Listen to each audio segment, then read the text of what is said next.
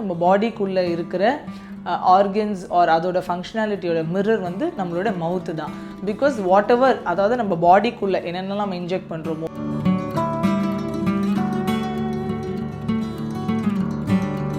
அது நாங்கள் கொடுக்குற லோக்கல் அனஸ்தீஷியாவாக இருக்கட்டும், நாங்கள் யூஸ் பண்ணுற ஃபில்லிங் மெட்டீரியல்ஸாக இருக்கட்டும், நாங்கள் பண்ணுற ப்ரொசீஜர்ஸில் எதுவும் உங்களுக்கு வந்து ஒரு அலர்ஜிக்காவோ இல்லை அது உங்களுக்கு வேறு மாதிரி ரியாக்டிவாவோ மாறக்கூடாதுன்ற பட்சத்தில்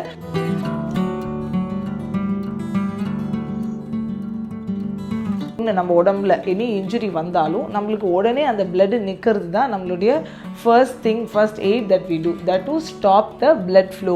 அப்படி பண்ணுற பட்சத்தில் யூஸ்வலி நம்ம ப்ரெஷர் கொடுத்து ஸ்டாப் பண்ணுவோம். அப்படி ஸ்டாப் பண்ணுற பட்சத்தில் என்ன ஆகும், ஒரு கிளாட் ஃபார்ம் ஆகும். ஆனால் பிளட் தின்னர்ஸில் இருக்கிறவங்களுக்கு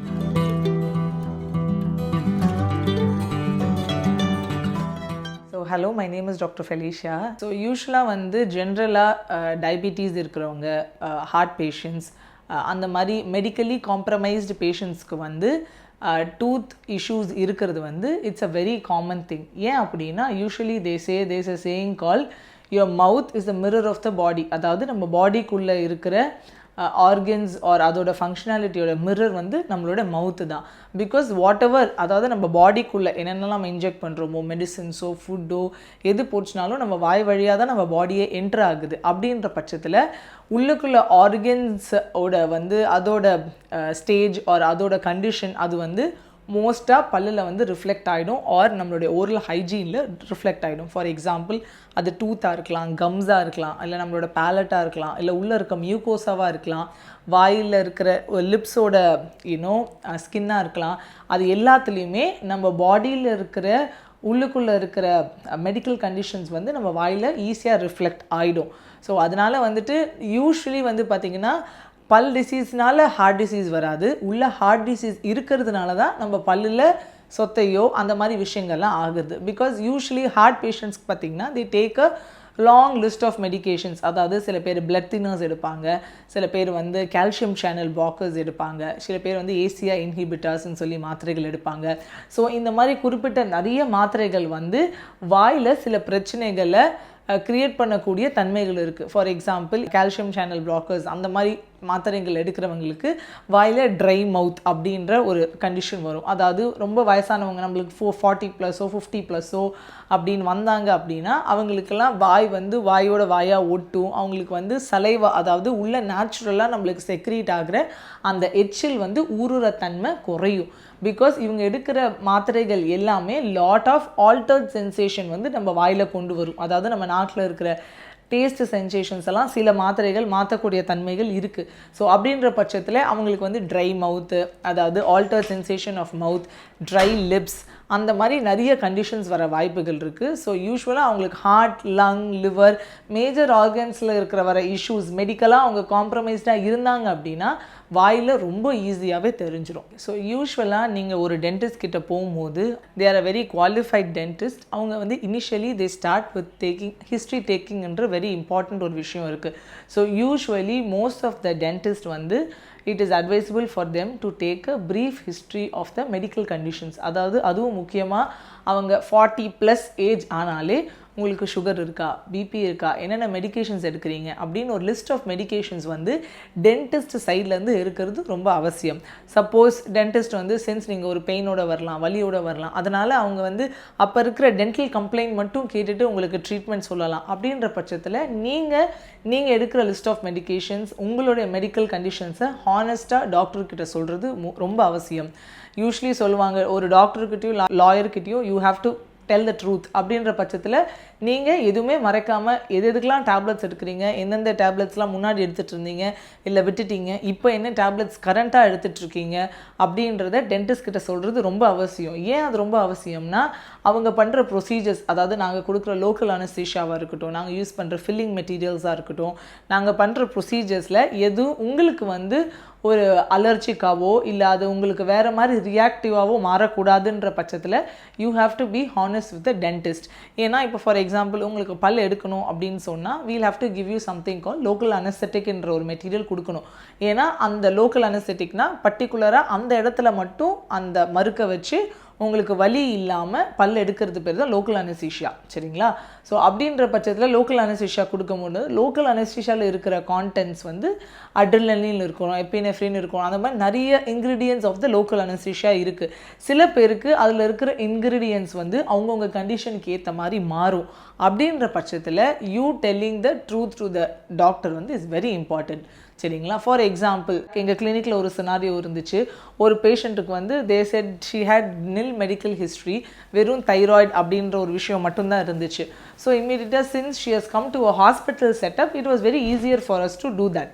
அவங்களுக்கு வந்து நாங்கள் we gave her a local anaesthetic. So நாங்கள் லோக்கல் அனஸ்தெட்டிக் கூட்டப்போ she was absolutely normal.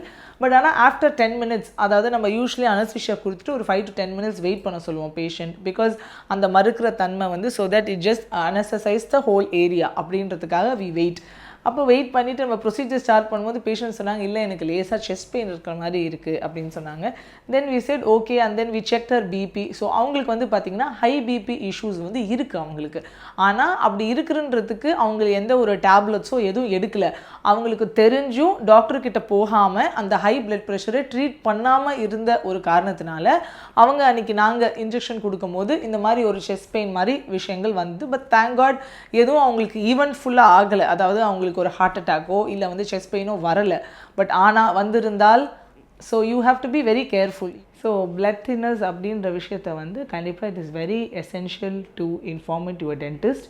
Because ஏன் பிளட் தின்னர்ஸ் அப்படின்னா, யூஸ்வலி நிறைய கார்டியாக் கண்டிஷன்ஸில், for example people with angina, அது வந்து ஸ்டேபிள் ஆன்ஜைனாவாக இருக்கலாம், இல்லை அன்ஸ்டேபிள் ஆன்ஜைனாவாக இருக்கலாம். ஸோ ஸ்டேபிள் ஆன்ஜைனானா உங்களுக்கு ஆல்ரெடி முன்னாடி ஒரு ஹார்ட் அட்டாக் வந்து ஓரளவுக்கு it is better. Usually unstable ஆன்ஜைனா வந்து புதுசாக இப்போ தான் உங்களுக்கு ஹார்ட் அட்டாக் ஃபர்ஸ்ட் டைம் ரீசெண்டாக வந்திருக்கு, இல்லைனா வந்துட்டு ஒரு ஸ்ட்ரோக் ஹிஸ்ட்ரி இருக்குது, அந்த மாதிரி இருக்கிறதுல unstable angina, which means on table number there are lot of medical emergencies to be expected. So இந்த மாதிரி நிறைய ஹார்ட் கண்டிஷன்ஸில் சிஏடி, கொரோனரி ஆர்டரி டிசீஸ் அப்படின்னு சொல்லுவாங்க. அந்த மாதிரி even sometimes for high blood pressure வந்து they give you a anticoagulant. So இந்த மாதிரி பிளட் தின்னர்ஸ் வந்து சில பேஷண்ட்ஸ்க்கு ஒரு பிளட் தின்னர் மட்டும்தான் கொடுப்பாங்க. But for certain conditions there are so many doctors who put them on dual anticoagulants சொல்லுவாங்க. அதாவது ரெண்டு விதமான ஆன்டிகோகுலன்ஸ், அதாவது பிளட் தின்னர்ஸ் அது வந்து கொடுப்பாங்க. ரெண்டு விதமான பிளட் தின்னர்ஸ் வந்து பேஷண்ட்ஸ்க்கு அவங்க ப்ரிஸ்கிரைப் பண்ணுவாங்க. அப்படின்ற பட்சத்தில் அவங்கள வந்து த கன்சர்ன்டு கார்டியாலஜிஸ்ட் கிட்ட அவங்க இந்த ஹிஸ்ட்ரி சொன்னால் மட்டும்தான் நம்மளால் அந்த கன்சர்ன் கார்டியாலஜிஸ்ட் கிட்ட இந்த ஒரு டென்டல் ப்ரொசீஜருக்காக நம்ம ஃபிட்னஸ் காமிச்சு அவங்க கன்சன்ட்டோடு நம்ம இந்த ப்ரொசீஜர் பண்ண முடியும்.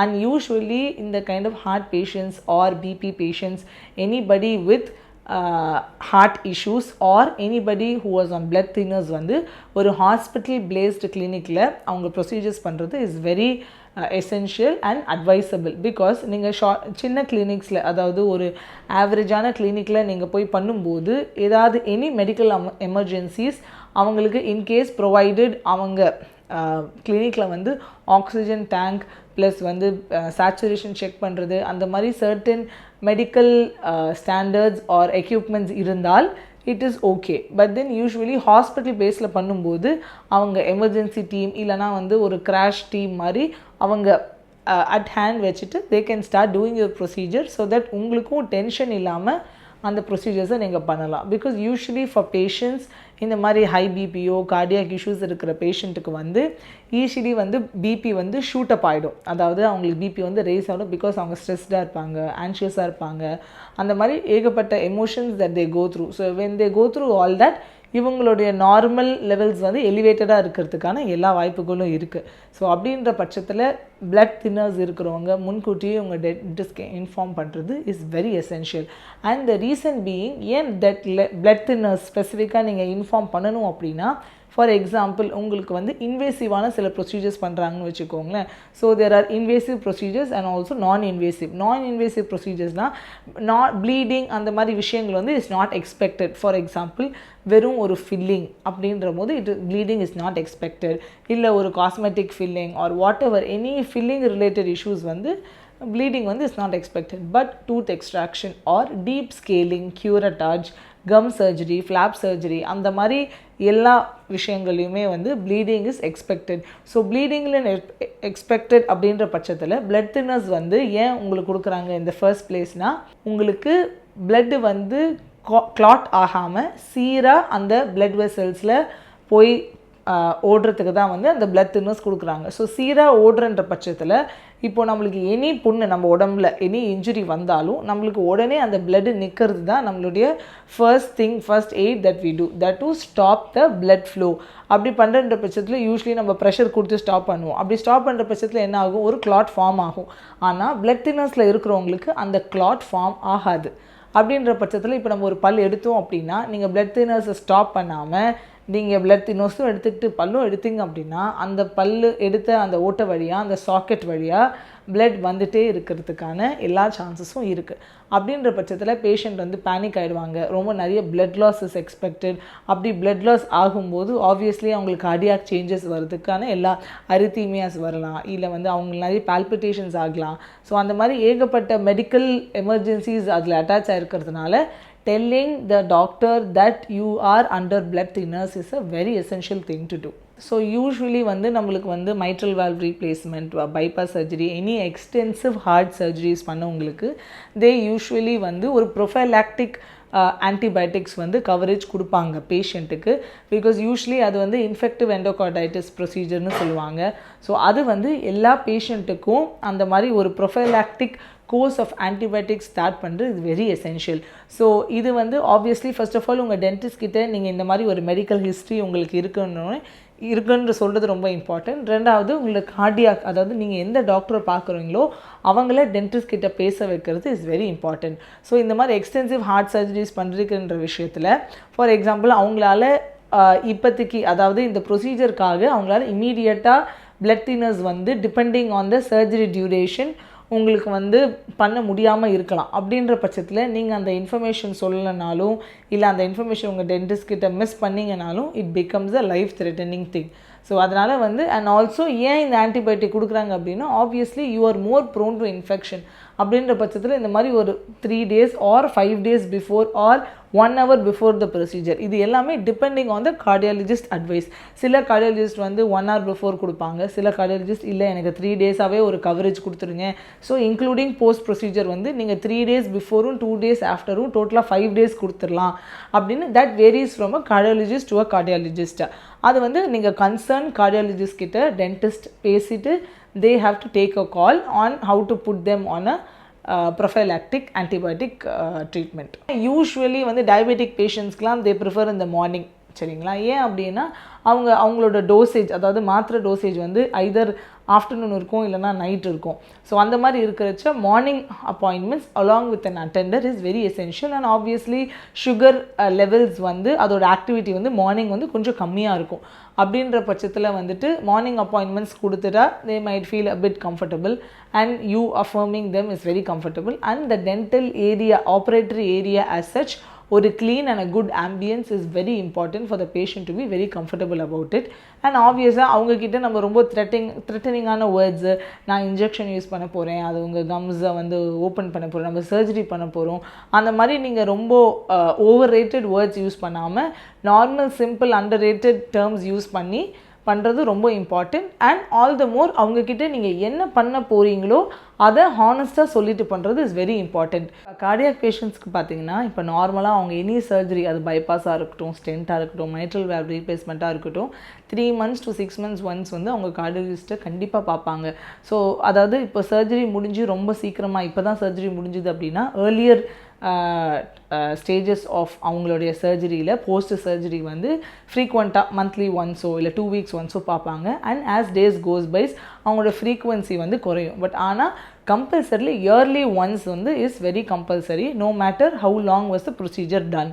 ஸோ அப்படின்ற பட்சத்தில் ஈவன் ஃபார் டென்டல் விசிட்ஸ் வந்து கண்டிப்பாக நான் சொன்ன மாதிரி ஏஜ் வைஸ் அப்படி வந்து அவங்கவுங்க கண்டிஷன்ஸ்க்கு ஏற்ற மாதிரி ஏஜ் வைஸ் விசிட்டும் அண்ட் அவங்களுடைய டூத்தோட ஹைஜீன் இதை பொறுத்து அவங்களோட விசிட்ஸும் மாறிக்கலாம். பட் அப்படி எப்படி மாறினாலும் yearly once visit to a dentist is compulsory.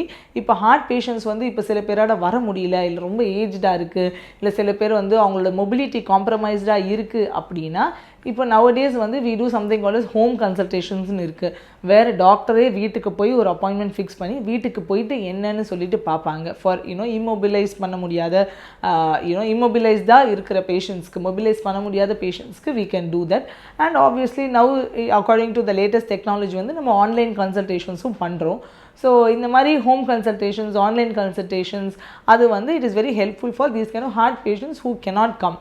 So but ஆனால் இப்போ சப்போஸ் ப்ரொசீஜர் பண்ணணும், கண்டிப்பாக பல் எடுக்கணும், இல்லை வந்து வேறு சிகிச்சை பண்ணணும், இல்லை பல்லை வந்து க்ளீன் பண்ணணும் அப்படின்ற மாதிரி விஷயங்களெல்லாம் only at a dental setup தான் பண்ண முடியுமே தவிர அட் ஹோமோ அந்த மாதிரி பண்ணுறது is very difficult and not advisable. அதுவும் முக்கியமாக ஹார்ட் பேஷண்ட்ஸ்க்கு வந்து இட் இஸ் நாட் அட்வைசபிள்.